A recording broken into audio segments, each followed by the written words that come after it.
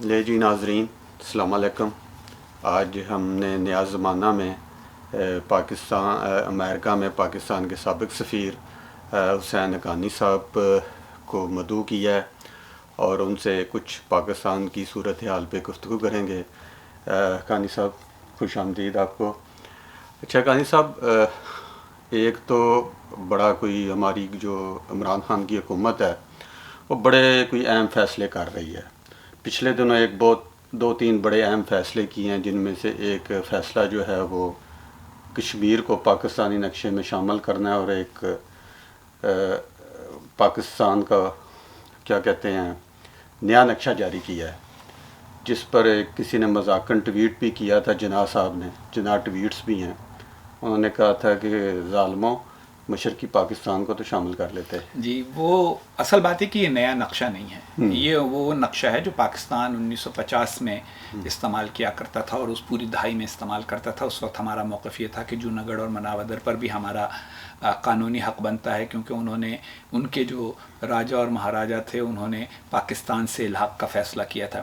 پھر بعد میں لوگوں کو سمجھ میں آیا کہ کشمیر پہ تو ہمارا موقف یہ ہے کہ عوام کی رائے کی بنیاد پہ فیصلہ ہونا چاہیے، اور جونا گڑھ اور مناودر میں ہم چاہتے ہیں کہ جو وہاں کا راجا مہاراجا چاہتا تھا وہ ہو، تو اس لیے یہ نقشہ ترک کیا جائے۔ دوسری بات یہ کہ اب بھی نقشے کے نیچے لکھا ہوا ہے کہ کشمیر ایک متنازع علاقہ ہے، تو یہ نقشہ در حقیقت جس کو انگریزی میں کہتے ہیں گمک، لوگوں کو خوش کرنے کے لیے، ایک نیا ان کے لیے کھیل تماشا بنانے کے لیے تو ہے، اس کی ویسے کوئی سیاسی اہمیت نہیں ہے جب تک کہ دوسرے ملک اس کو قبول نہ کریں۔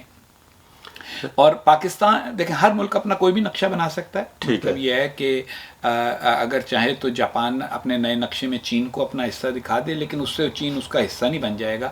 حقیقت یہی ہے کہ کشمیر ابھی تک اقوام متحدہ کی پرانی قراردادوں کے مطابق، جن میں سے آخری قرارداد 1957 میں منظور ہوئی تھی، وہ ابھی تک متنازع علاقہ ہے، لیکن جو اقوام متحدہ کی عملی پالیسی ہے اس کے بعد سے، اس کے مطابق بس اب جو صورتحال ہے وہی ہے۔ صحیح ہے۔ اچھا، دوسرا یہ ہے کہ ایک پاکستان کے جو وزیر خارجہ ہیں انہوں نے حال ہی میں ایک بڑا اہم بیان دیا ہے سعودی عرب کے خلاف، اور یہ میرا خیال ہے کہ پاکستان کی تاریخ میں کسی بھی وزیر خارجہ کی طرف سے یہ ایک سخت ترین بیان ہے سعودی عرب کے خلاف۔ آخر اس کی کیا ضرورت پیش آئی اس کو؟ دیکھیں، اصل مسئلہ یہ ہو گیا ہے کہ پاکستان کی خارجہ پالیسی آج کل قیدی ہے ہمارے ٹیلی ویژن شوز کی، اور انہوں نے بھی ایک ٹی وی شو پر ہی کہہ دیا یہ، یا ٹی وی کے کیمروں کے سامنے کہہ دیا، اور مقصود اس کا یہ بن کے رہ گیا ہے کہ لوگ تالی بجائیں ملک کے اندر اور لوگ خوش ہو جاتے ہیں بعض باتوں سے۔ تو پاکستان میں آج کل ایک طبقہ ہے جو کہتا ہے کہ نہیں جی، اگر عالم اسلام کشمیر پہ ہمارا ساتھ نہیں دے گا تو ہم بھی عالم اسلام کا ساتھ نہیں دیں گے۔ لیکن بات یہ ہے کہ ہمارے جو مفادات ہیں وہ سعودی عرب سے کہیں زیادہ ہیں بنسبت اس کے جو سعودی عرب کو ہم سے فی الحال مل رہا ہے۔ مطلب ابھی بھی یعنی $6.5 بلین کا جو پیکج ہم نے 2018 میں لیا تھا، جس میں سے $3 بلین جو ہیں وہ ایک عارضی قرضہ تھے، اور باقی $3.5 بلین سستی قیمت پر تیل ہے۔ چین نے $1 بلین ہمیں دیا تاکہ ہم سعودی عرب کو واپس کریں۔ تو مطلب یہ کہ حسین حقانی نے شعیب عادل کا قرضہ واپس کرنے کے لیے محمد علی سے قرضہ لے لیا، تو حسین حقانی تو پھر بھی مقروض رہا نا۔ تو پاکستان ابھی بھی مقروض ہے، اور سعودی عرب کا بھی مقروض رہے گا جب تک کہ ہم سارے پیسے ادا نہیں کر دیتے۔ دوسری بات یہ ہے کہ ہمارے لاکھوں لوگ سعودی عرب میں کام کرتے ہیں، اور سعودی عرب کے پاس یہ آپشن ہے کہ ان کو پاکستان بھیجنے کے بعد بنگلہ دیش سے، بھارت سے، جنوبی کوریا سے مزدور بلا لے۔ تو ہمیں کیا رکعت کا ثواب ہے لڑائی کرنے میں سعودی عربیہ کے ساتھ۔ اب اصل بات یہ ہے کہ سعودی عرب کشمیر پہ کچھ نہیں بولنا چاہتا، اس کا بھی حقیقت پسندانہ تجزیہ ہونا چاہیے۔ پاکستان اور سعودی عرب کی تمام تر تجارت ملا کر $3.5 ارب ہے۔ 3.5 ارب۔ بالکل، یہ آپ نے لکھا بھی ہے آرٹیکل میں۔ بھارت اور سعودی عرب کی جو تجارت ہے وہ $28 ارب۔ تو یہ کتنے گنا زیادہ ہوئی؟ تقریباً 9 گنا۔ تو ایسی صورت میں ہمیں بھی اپنے دوستوں کے اوپر یہ دباؤ نہیں ڈالنا چاہیے۔ آخر جب یمن کی لڑائی ہو رہی تھی یا سعودی عرب کا ایران سے تنازع ہے، تو اس میں پاکستان کہتے ہیں جی ہم کیوں پڑھیں، آپ کی لڑائی ہے ہم کیوں بیچ میں آئیں، اور ٹھیک کہتا ہے۔ لیکن جب وہ یہ کہتے ہیں بھائی آپ کی لڑائی ہے ہم کیوں بیچ میں پڑھیں، تو ہم کہتے ہیں نہیں جی یہ تو نعرہ تکبیر لگا کے آپ کو ہمارا ساتھ دینا چاہیے۔ جی بالکل۔ اچھا، تو وہ قرضے والی بات تو آپ کی ٹھیک رہی، اس میں تھوڑا سا شاید میرا یہ خیال ہے کہ وہ سعودی عرب کا قرضہ تو بلا سود تھا میرا خیال ہے، اور یہاں پہ تو بھاری سود پہ قرضہ دے رہا ہے چین. اور جو چین کے بارے میں اکانومسٹ جو ہیں، دیکھیں جی، ہم سادہ لوگ ہیں، پاکستانی قوم جو ہے جذباتی بھی لوگ ہیں. جب دل کسی پہ آ جائے تو پھر کیا گوری کیا کالی والی ہمارا فلسفہ ہوتا ہے. ایک زمانے میں ہمارا دل امریکہ پہ آیا ہوا تھا، آج کل ہمارا دل چین پہ آیا ہوا ہے. ٹھیک ہے، لیکن بات سیدھی سادی ہے، تجزیہ کرنا کہ بھائی یہ تعلقات قوموں کے تعلقات ہیں اور اس کو حقیقت پسندی پر مبنی ہونا چاہیے. یہ ہمارے اس لیے ممکن نہیں ہو پاتا کہ ہم جذباتی بحثیں چھیڑ دیتے ہیں، اور پھر جو مجھ جیسا یا آپ جیسا کوئی اس پہ تنقید کرے، کہتے ہیں جی یہ تو دیکھیں یہ چاہتے ہیں پاکستان اور چین کے تعلقات خراب ہو جائیں. کون چاہتا ہے پاکستان چین کے تعلقات خراب ہو جائیں؟ لیکن جس طرح امریکہ کے ساتھ تعلقات میں اندھا دھند گھسنے سے ہمیں نقصان ہوا، چین کے ساتھ بھی اندھا دھند تعلقات میں گھسنے سے ہمیں نقصان ہوگا. ہمیں آنکھیں کھول کے تعلقات قائم کرنے چاہیے جیسا خود مختار آزاد ممالک کرتے ہیں. ہاں، اب اس کے لیے تو ضروری ہے نا کہ آپ کی اپنی اکانومی مضبوط ہو. جب آپ کی اکانومی مضبوط نہیں تو آپ مانگنے والے کی تو پھر کوئی حیثیت نہیں ہوتی. بہرحال اچھا، ایک اور بڑا پاکستان میں دیکھیں جو بھی اپنے حق کے لیے آواز اٹھاتا ہے، بلوچستان میں ہے یا خیبر پختونخوا میں، لوگوں مسنگ پرسن بہت بڑی تعداد میں ہیں. اب حال ہی میں سندھ میں بھی مسنگ پرسن کی تعداد بڑھتی جا رہی ہے. اب اس کو آپ کس نظر سے دیکھتے ہیں؟ دیکھیں، یہ در حقیقت اسی قسم کی پالیسی ہے جس قسم کی پالیسی چین اپنی اقلیتوں کے ساتھ اپنا رہا ہے. ان کا فلسفہ شاید یہ ہے، اور یہ by the way Stalin Soviet union میں ٹرائی کر چکا، ناکام بھی ہو چکا، کر چکا اور ناکام ہو چکا سوویت یونین.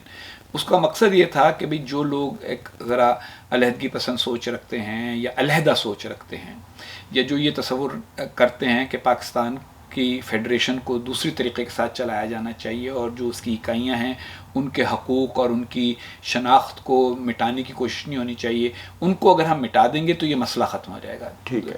تو جس طرح اسٹالن نے کوشش کی تھی کہ جو کہے، اگر کوئی ازبک کہے کہ جی میں ازبک ہوں، تو اس کو غائب کر دو، کیونکہ ہمیں یہ بالآخر سب کو سوویٹ بنانا ہے. زبردستی کوئی کچھ نہیں بنتا.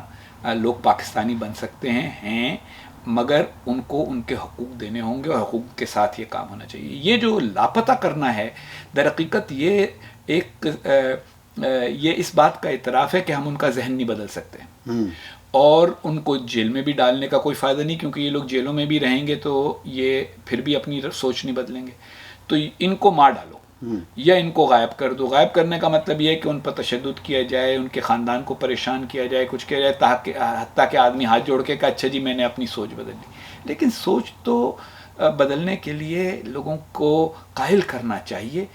اس طریقے کے ساتھ نہ پاکستان کا مسئلہ یہ والا حل ہوگا، اور نہ ہی پاکستان کو باقی دنیا اس نظر سے دیکھے گی کہ یہ ایک مہذب جمہوری ملک ہے. درست. اچھا، پاکستان میں کئی باتیں ہو رہی ہیں. حال ہی میں اب یہ ہوا ہے کہ جب سے عمران خان آئے ہیں پاکستان میں میڈیا پہ تو پابندیاں بہت زیادہ شدید ہو گئی ہیں، اور جو اچھے کالم نگار تھے یا اینکر پرسن تھے انہیں تو الیکٹرانک چینل سے یا پرنٹ میڈیا سے یا فارغ کر دیا گیا.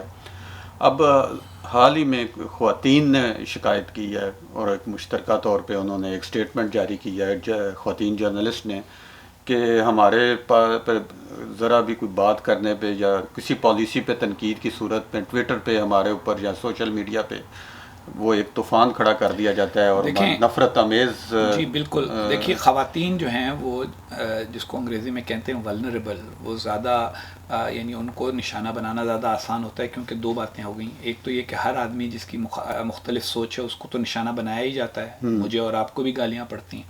لیکن خواتین کے ساتھ یہ ہو جاتا ہے کہ ان کو دوسری قسم کی غلیظ اور جنسی تشدد سے متعلق دھمکیاں اور گالیاں بھی دی جانے لگتی ہیں. تو یہ دو باتیں ان کے ساتھ ہو جاتی ہیں. اور پھر کیونکہ ان کے بہت سارے کیسز میں کسی کا شوہر ہے، کسی کا بھائی ہے، کسی کا باپ ہے، ان کو دباؤ کا نشانہ بنایا جاتا ہے. تو یہ جو خواتین صحافی ہیں ان کی طرف سے اپنے اوپر ہونے والے حملوں پر اٹھائی جانے والی آواز خصوصی توجہ کی مستحق ہے، کیونکہ یہ معاشرے کی دو خامیوں کی نشاندہی کرتی ہے. ایک یہ کہ ہم میں قوت برداشت نہیں کہ اپنے مخالف رویہ اختیار کریں، اور دوسرا یہ کہ ہم عورت کو فوراً بے عزت کرنے اور اس پر حملہ کرنے کے لیے تیار ہو جاتے ہیں. یہ دونوں باتیں غلط ہیں اور میرا یہ خیال ہے کہ پاکستانی معاشرے کو اس بارے میں خصوصی طور پر سوچنا چاہیے. خواتین صحافیوں کی اس کوشش میں آپ کو اور مجھ کو ان کا پورا ساتھ دینا چاہیے. لے جی ناظرین، یہ ہماری آج کی مختصر تھوڑی سی گفتگو تھی. یہ سلسلہ آئندہ بھی اب جاری رہے گا. ہم ہر 15 دن یا مہینے بعد حقانی صاحب کو تکلیف دیتے رہا کریں گے. تو حقانی صاحب جاتے جاتے آپ ایک شعر سناتے ہوتے ہیں ہمیں اکثر، تو وہ آج 15 اگست ہے. جی 15 اگست وہ دن ہے جس دن پاکستان اور بھارت کی آزادی قانونی طور پر شروع ہوئی، اور اس پر میں بس ایک یہی شعر پڑھوں گا کہ ہم کے ٹھہرے اجنبی اتنی مداراتوں کے بعد پھر بنیں گے آشنا کتنی ملاقاتوں کے بعد.